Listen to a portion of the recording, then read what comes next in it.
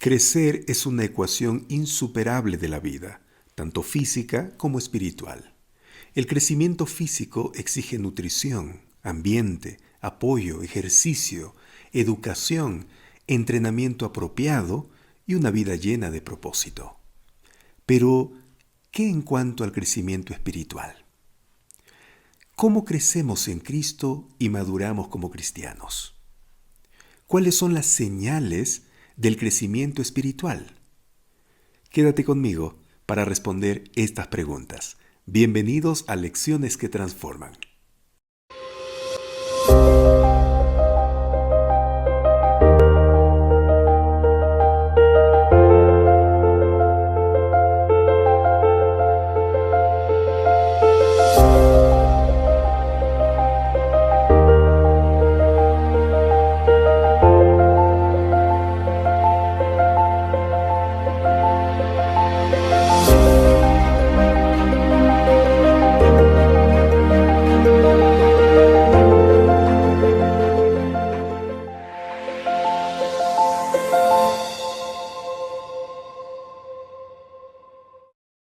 Lecciones que Transforman es un ministerio de predicación del Evangelio. Este ministerio comenzó hace pocos años, exactamente el año 2019. Recuerdo que todo comenzó de manera simple, con una transmisión muy casera, con 15 a 20 personas conectándose al programa. Pero mientras pasaban los días, semanas, meses y años, este ministerio comenzó a crecer hasta volverse internacional. Muchas personas de diferentes países de América y Europa se volvieron parte de Lecciones que Transforman. Y ahora formamos una gran familia espiritual que se reúne diariamente para estudiar la Biblia con el objetivo de crecer en Cristo. El título del tema de hoy, jueves 10 de agosto, es justamente eso: crecer en Cristo. Hermanos, ir a Cristo, experimentar su perdón y salvación, ser parte de la unidad de la familia de Dios y estar equipados para su ministerio es lo que hemos estudiado hasta aquí. Y es muy importante considerar todo eso, pero todo eso no es suficiente. Ahora lo que debe continuar es el crecimiento en Cristo. Sí, amigos, los cristianos deben crecer en Cristo. Es por eso que el apóstol Pablo enumera 5 elementos esenciales para el crecimiento, en los versículos 14 al 16 de Efesios capítulo 4. Y como siempre yo quiero invitarles a abrir su Biblia. Abran su Biblia allí en Efesios capítulo 4 para leer los versículos 14 al 16. Para que ya no seamos niños fluctuantes, llevados por doquiera de todo viento de doctrina, por estratagema de hombres que para engañar emplean con astucia las artimañas del error, sino que siguiendo la verdad en amor, crezcamos en todo en aquel que es la cabeza, esto es Cristo, de quien todo el cuerpo, bien concertado y unido entre sí, por todas las coyunturas que se ayudan mutuamente según la actividad propia de cada miembro, recibe su crecimiento para ir edificándose en amor. Hermanos, si ustedes han puesto atención a la lectura de este pasaje bíblico, se habrán dado cuenta que Pablo indica elementos esenciales para el crecimiento cristiano. Es decir, Pablo nos dice en estos versículos qué es lo que debemos considerar si queremos crecer espiritualmente en Cristo. Y hoy les voy a compartir 5 elementos esenciales que Pablo registra en Efesios capítulo 4, versículos 14 al 16. Pongan mucha atención, por favor. El primer elemento esencial que el apóstol indica en su carta es que el crecimiento cristiano es continuo. Hermanos, la madurez cristiana no es un objetivo que se alcanza súbitamente, o mejor dicho, repentinamente. No. La madurez cristiana o crecimiento espiritual es el objetivo hacia el cual nos movemos. Cada día es un descubrimiento. Cada día encontramos un área en la que necesitamos crecer. En estos versículos que leímos, Pablo dice que el cristiano puede crecer hasta llegar a ser como Cristo, su cabeza viviente. Y algo que debemos recordar siempre es el hecho de que el crecimiento cristiano no es el esfuerzo de un momento, sino de toda la vida. Al crecer diariamente, la vida cristiana no alcanzará la estatura completa de un ser humano perfecto en Cristo hasta que cese su tiempo de pruebas, es decir, hasta que muera o hasta que se encuentre con Jesús en su segunda venida. Toda la vida, ¿no? Por lo tanto, crecer es un trabajo continuo, amigos, continuo. El segundo elemento esencial que encontramos en el texto que estamos estudiando es que el crecimiento cristiano es un movimiento de la infancia a la adultez. Amigos, Dios desea que seamos como niños, pero no infantiles. Él espera que dejemos lo que era de niños y afirmemos la madurez de la adultez con la cual podamos distinguir entre lo espiritual y lo mundano y tomar alimentos sólidos en vez de leche. Por lo tanto, no es posible que un cristiano que tenga años en la iglesia continúe comportándose como si tuviera 1 o 2 años convertido. Eso no es correcto. La vida cristiana es una vida de movimiento y crecimiento. Es pasar de menos a más. El tercer elemento esencial es que el crecimiento cristiano significa ser firmes o permanecer firmes en la fe. Permanecer en la infancia y no llegar a la adultez madura es uno de los grandes peligros o trampas de Satanás que enfrenta el cristiano, amigos. El apóstol Pablo define tal peligro al decir en Efesios capítulo 4, versículo 14, que aquellos que permanecen en la infancia de la fe son llevados por doquiera de todo viento de doctrina, por estratagema de hombres que para engañar emplean con astucia las artimañas del error. Hermanos, el antídoto del síndrome de infantilidad es el crecimiento estable en la verdad y la doctrina. La verdad y la doctrina no pueden existir a menos que la persona se entregue a Jesús, quien es la esencia de la verdad. Por lo tanto, debemos acudir a la única fuente segura en la cual Él ha revelado tal verdad. Entonces, sepamos muy bien que ningún cristiano puede madurar o crecer sin el estudio continuo de la palabra de Dios y la práctica de orar con significado. La oración y la Biblia son esenciales para la madurez en la vida cristiana. Los cristianos maduros deben estar afianzados en la palabra de Dios, de manera que cuando sean confrontados por estratagemas, astucia o artimañas, puedan permanecer firmes en el testimonio de Dios, así es como lo enseña Isaías capítulo 8, versículo 20. El cuarto elemento esencial es que el crecimiento cristiano consiste en seguir la verdad en amor. Hermanos, esto significa o se refiere literalmente a vivir la verdad y vivirla en amor. Alguien dijo que la verdad se hace dura si no es suavizada por el amor, y el amor se torna suave si no es fortalecido por la verdad. Esto quiere decir que ambos se complementan, ambos son necesarios. Así es. Y el quinto y último elemento esencial es que el crecimiento cristiano es crecer en la comunidad con el reconocimiento de que la cabeza es Cristo.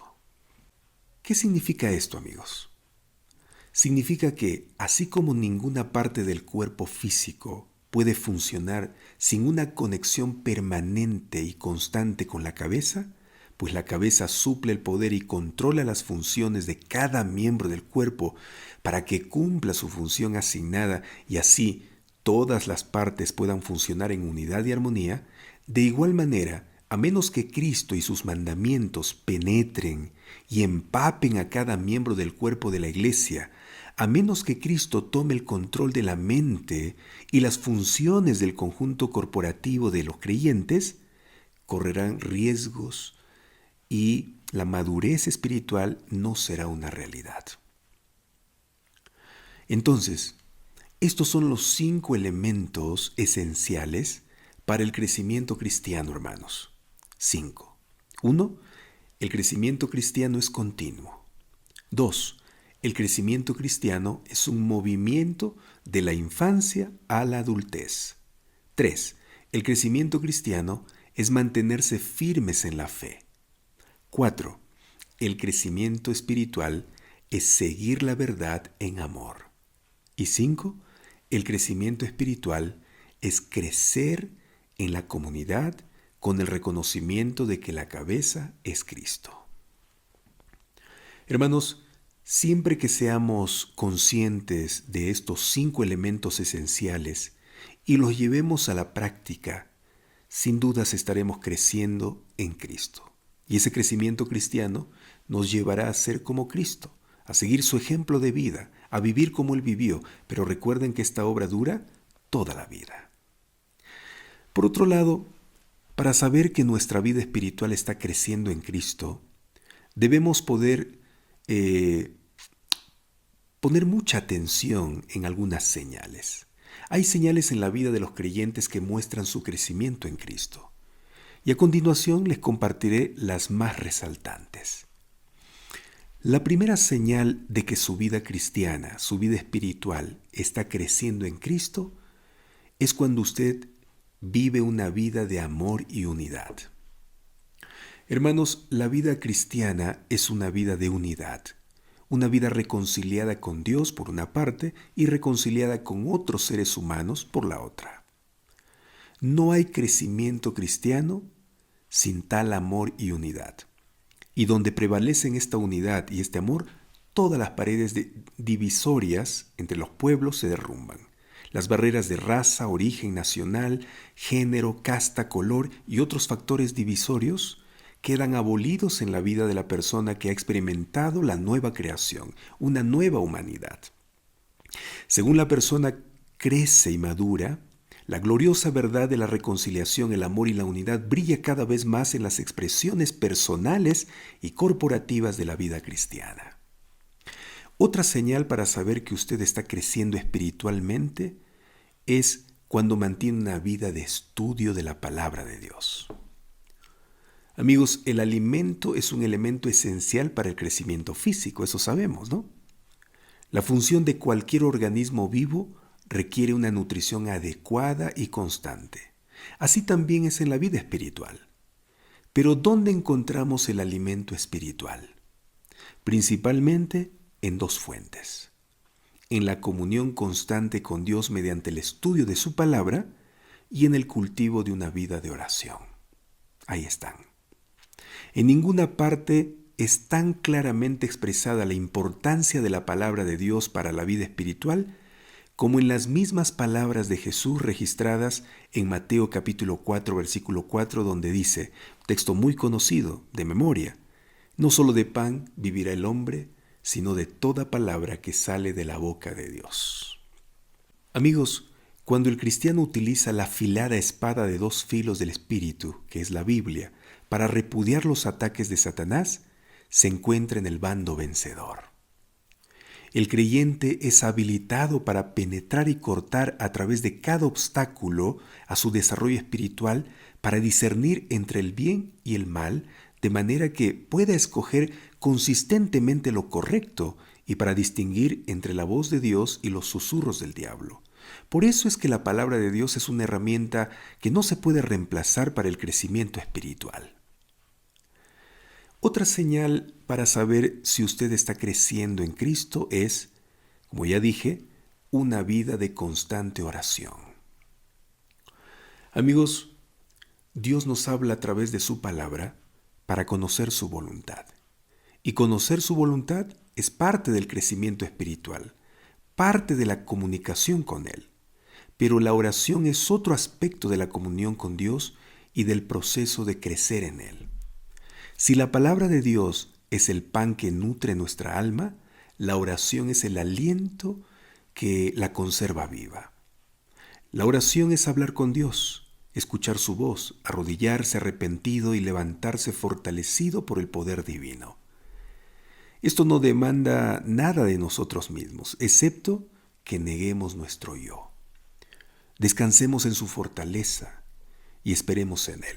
De ese descanso fluye el poder con el que podemos caminar con Cristo y pelear la batalla espiritual.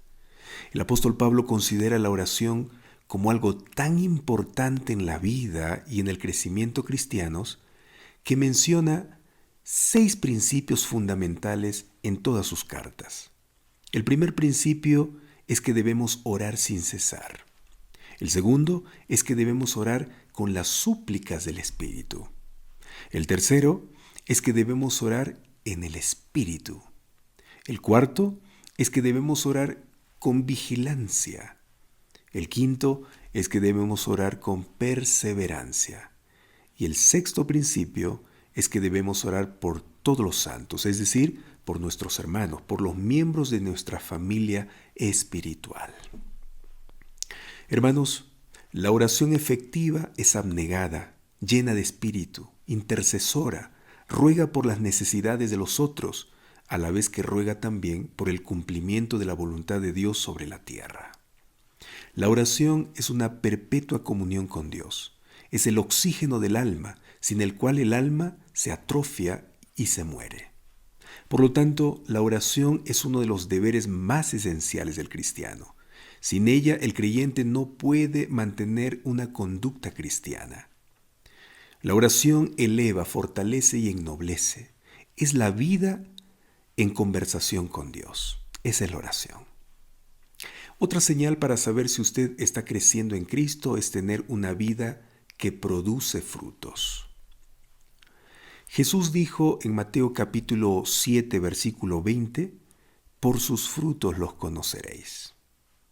Hermanos, tener frutos es un aspecto importante del crecimiento cristiano.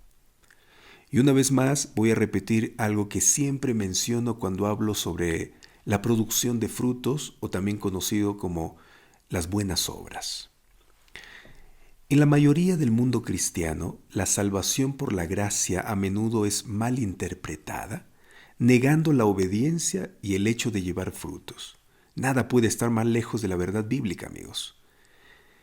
Es verdad que somos salvos libremente por la fe en lo que Dios, por gracia, hizo a través de Cristo, y no tenemos nada de qué jactarnos. Eso ya aprendimos en los estudios de las primeras semanas de este trimestre, ¿recuerda? Pero no somos salvos para hacer lo que nos antoje. Somos salvos para vivir de acuerdo a la voluntad de Dios.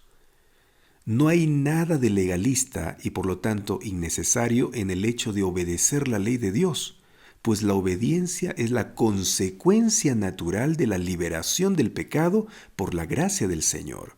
Pues Santiago capítulo 2, versículo 17 enseña que la fe, si no tiene obras, es muerta en sí misma. Por otro lado, Jesús usa la relación de amor de padre e hijo como una ilustración de la clase de relación que sus discípulos deberían tener con Él. La Biblia indica que, así como la relación de Jesús con el Padre precede su obediencia al Padre, así también la relación de los discípulos con Jesús debería preceder toda obediencia de aquellos a Él. Él dice en Juan capítulo 14, versículo 15, si me amáis, guardad mis mandamientos. Y en el versículo 31 dice, para que el mundo conozca que amo al Padre y como el Padre me mandó, así hago. Hermanos, notemos el deseo que Jesús tiene para sus discípulos. Él hace lo que le mandó su Padre para que el mundo conozca la relación de amor que tiene con Él. La relación amorosa precede al hecho de hacer la voluntad del Padre. Jesús ama al Padre y por lo tanto desea hacer su voluntad. Del mismo modo, Jesús pone el amor como el fundamento de su relación con sus propios discípulos. Él dijo también en Juan capítulo 15, versículo 4, permaneced en mí y yo en vosotros, como el pámpano no puede llevar fruto por sí mismo si no permanece en la vid, así tampoco vosotros, si no permanecéis en mí. ¿Se dan cuenta? Por lo tanto, llevar frutos, obedecer y vivir de acuerdo con la voluntad de Dios son señales esenciales del crecimiento espiritual. La falta de frutos indica la falta de permanecer en Cristo. ¡Qué tremendo! Y una última señal que hoy quiero compartirles, aunque definitivamente hay más, ¿no? Pero por el factor tiempo es todo lo que les voy a compartir por esta ocasión. La última señal es una vida de adoración, testificación y esperanza. Hermanos, El crecimiento cristiano no ocurre en un vacío. Ocurre por un lado dentro de la comunidad de los redimidos y por el otro como testimonio a la comunidad que necesita ser redimida, el mundo. Por lo tanto, el crecimiento cristiano demanda crecimiento en el servicio y un crecimiento en la testificación. Jesús dijo en Juan capítulo 20, versículo 21, como me envió el Padre, así también yo os envío. Hermanos, la vida cristiana nunca debiera girar alrededor del yo, sino que debe ser derramada en servicio y testificación a otros. La gran comisión de Mateo capítulo 28 versículos 18 al 20 encarga al cristiano que tenga la madurez suficiente como para llevar el evangelio del perdón a todo el mundo, al mundo que lo rodea, para que todos conozcan la gracia redentora de Dios.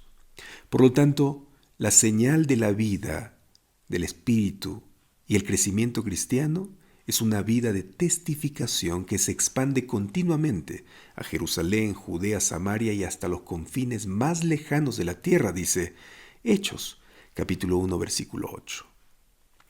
Queridos hermanos, después de haber hablado varios puntos importantes sobre el tema de crecer en Cristo, podemos llegar a la conclusión de que crecer en Cristo es un desarrollo de la anticipación, de la esperanza, de la consumación final de la experiencia redentora en el reino venidero. Para el humilde creyente cristiano, la casa de Dios en la tierra es la puerta del cielo. El canto de alabanza, la oración, las palabras pronunciadas por los representantes de Cristo son los agentes designados por Dios para preparar un pueblo para la iglesia celestial, para aquel culto más sublime en el que no podrá entrar nada que corrompa. Es clara la Biblia al decir eso. Entonces, hermanos, yo pregunto, ¿estamos dispuestos a crecer espiritualmente? ¿O vamos a continuar siendo los mismos de siempre, pasando los años y años en nuestra experiencia cristiana, pero no haciendo que esa experiencia transforme nuestra vida? Necesitamos crecer. No solo ser salvados por gracia, sino que esa gracia transforme nuestro ser a tal punto de pasar de niños fluctuantes a ser maduros, fuertes, firmes en la fe. Eso es lo que necesitamos hacer, ¿sí? Por eso, mis queridos hermanos, yo les invito a que juntos podamos acercarnos a Dios, porque el crecimiento está justamente al lado de Dios. Él es quien produce ese crecimiento. El Espíritu Santo hace que nosotros, de gloria en gloria, lleguemos hasta la estatura de Cristo. Pero recuerda que eso no va a suceder de un día para otro. Es toda la vida, es un proceso de toda una vida. La santificación. Los teólogos llaman a este crecimiento en Cristo santificación. Así es. Por eso, la santificación consiste de una manera diaria o sucede de una manera diaria. Cuando nosotros vamos a estudiar la palabra de Dios diariamente, cuando oramos, cuando compartimos a través de la testificación lo que hemos orado, lo que hemos estudiado, nuestra vida va creciendo poco a poco. ¿Sí? Eso es. Vamos entonces a responder las 3 preguntas que aparecen en la lección de hoy. 3 preguntas hay. Vamos entonces. La primera pregunta dice, ¿qué peligro amenaza la madurez cristiana en la iglesia? Y pide que leamos Efesios capítulo 4, versículo 14. Vamos a leer entonces para responder esta pregunta. Efesios capítulo 4, versículo 14 dice, para que ya no seamos niños fluctuantes. Recuerden que la palabra fluctuantes es aquella persona que baja, sube, que se deja mover de aquí para allá, ¿no? Esa persona no es firme.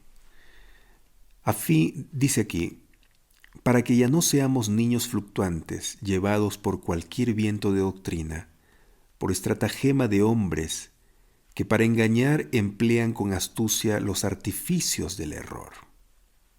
Entonces la pregunta es, ¿qué peligro amenaza la madurez cristiana de la iglesia? ¿Qué peligros? Pablo dice, cualquier viento de doctrina, artimañas del error. Esta es una amenaza para la madurez cristiana y por sobre todo para la unidad.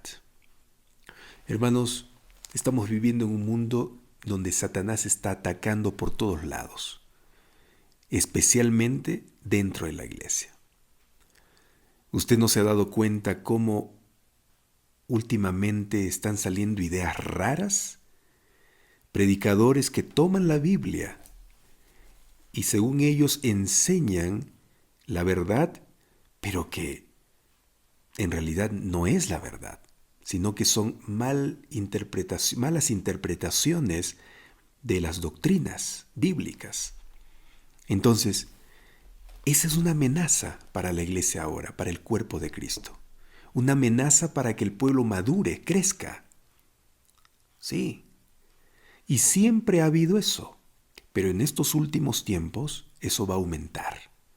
Por eso Pablo dice, más adelante en la segunda pregunta vamos a hablar de eso, dice que nosotros debemos afianzar nuestra fe, fundamentar nuestra fe en la palabra de Dios. Vamos a responder la segunda pregunta para hablar un poquito acerca de eso.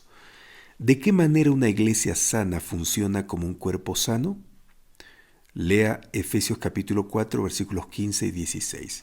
Vamos a leer entonces versículos 15 y 16 de Efesios 4.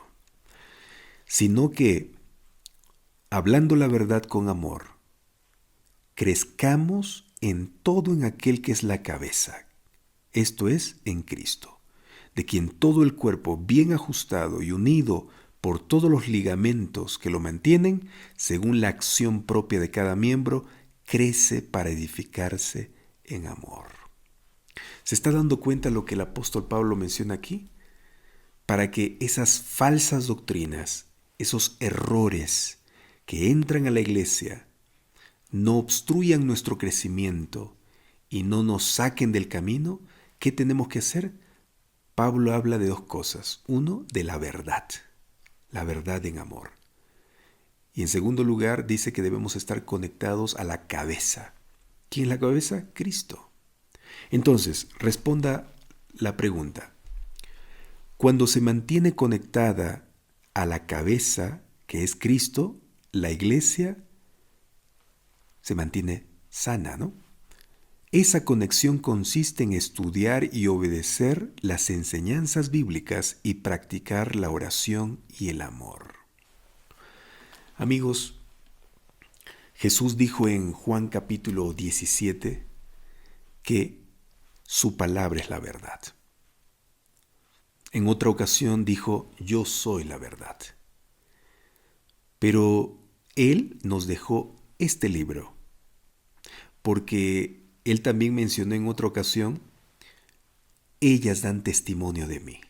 O sea, la Biblia da testimonio de Cristo, que es la verdad. Por lo tanto, la Biblia es la verdad. Si la Biblia da testimonio de Cristo, entonces la Biblia es verdad. Por eso Él dijo, tu palabra es verdad.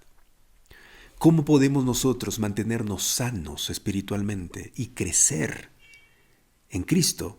A través del estudio de su palabra. A través de una comunión íntima de alimentación espiritual de la Biblia, del mensaje bíblico. Así nos mantenemos unidos a la cabeza que es Cristo. Por eso ya dije hace un momento que Juan capítulo 15, versículo 4 dice, permanezcan en mí, dice Jesús, permanezcan en mí. Permanecer en Cristo es afianzarse en la verdad, en amor, en la verdad, en la palabra de Dios. Así nos mantendremos sanos. Amigos, ahora por todos lados salen mensajes, ahora que están las redes sociales, usted prende el YouTube, entra al Facebook, al Instagram, a TikTok, y allí hay mensajes de todo tipo. Y si usted no está firme, no ha estudiado, no ha dedicado tiempo para investigar, para escudriñar las Sagradas Escrituras, usted va a ser un niño fluctuante, niño espiritual fluctuante, que va a ser llevado de aquí para allá por las artimañas de Satanás, por los engaños, por los errores. Y eso no debe suceder. Pablo nos advierte, no puede suceder eso. Ustedes tienen que estar unidos como los ligamentos, bien unidos, fuertes, con la cabeza que es Cristo Jesús. Vamos a la tercera pregunta. La tercera pregunta dice, ¿cuáles son algunos de los vientos de doctrina, ¿no? Estas doctrinas falsas, que soplan en nuestra iglesia hoy? ¿Y cómo podemos mantenernos firmes contra ellos? Lleva tu respuesta a la clase del sábado. Bueno, yo como ejemplo estoy compartiéndoles 2 nada más.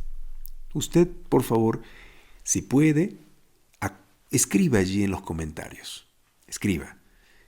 ¿Qué doctrinas falsas más están ingresando a la iglesia? Yo le comparto, por ejemplo, el universalismo, o conocido también como el pluralismo salvífico. ¿En qué consiste esta doctrina falsa?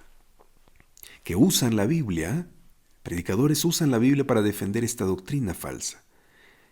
¿Qué enseña? Enseña que no importa qué camino se tome, todos llegaremos a la salvación. No importa, ¿no? No necesitas la Biblia, dicen los que predican esta doctrina, ¿no? Con lo que tú sabes y crees conveniente, puedes llegar a ser salvo. Por lo tanto, todos van a ser salvos. Todos. No es que va a haber un grupo de perdidos y otros salvados, no. Todos se van a salvar. ¿Sí? Así que no estés juzgando a nadie, dicen, ¿no? No juzgues. Trátalos con amor a todos, porque todos serán salvos. Dios es un Dios de amor y no va a destruir, porque Dios no es un Dios de destrucción, dice, ¿no? Parece bonito, ¿no? Suena lindo esta doctrina, pero amigos, por dentro es veneno. Mucho cuidado. La Biblia es clara al decir que al final de los tiempos va a haber 2 grupos, los de la derecha y los de la izquierda. Y siempre Cristo ha repetido eso, siempre.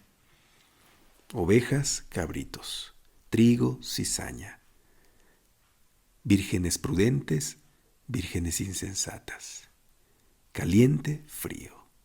¿Sí? Siempre ha repetido eso.